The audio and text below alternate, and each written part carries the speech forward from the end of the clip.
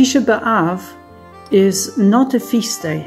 It is more of a commemoration. It is in fact the saddest day of the year in the Jewish calendar. It remembers the destruction of the first and the second temple of Jerusalem. As we know, the first temple was ransacked and ruined by the Babylonians, and the second, in year 70 after Christ, was destroyed by the Romans.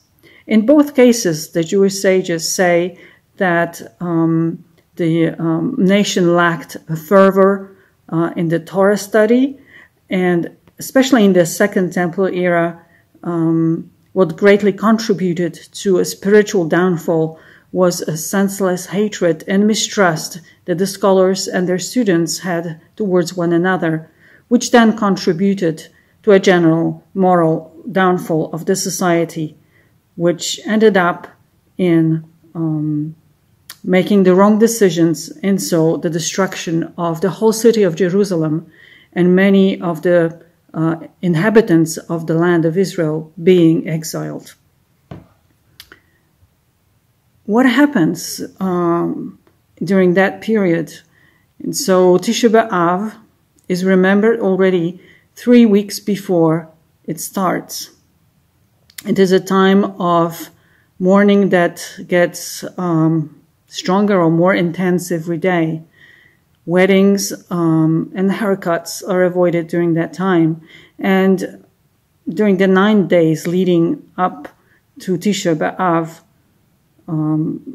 people do not drink alcohol or eat meat, do not go swimming for recreational purposes, or wear freshly washed clothes.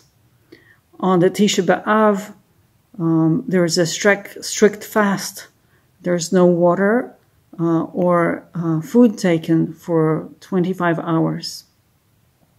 It is a time of reflection and mourning.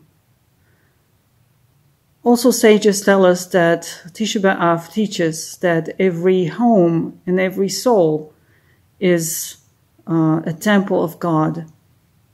There is no physical temple today, but this does not mean that God's presence has abandoned us. And each one can become a temple of God. Each house can become a sanctuary only if we open our presence, our doors to the presence of God, only if we let Him enter in and transform our environment, our souls.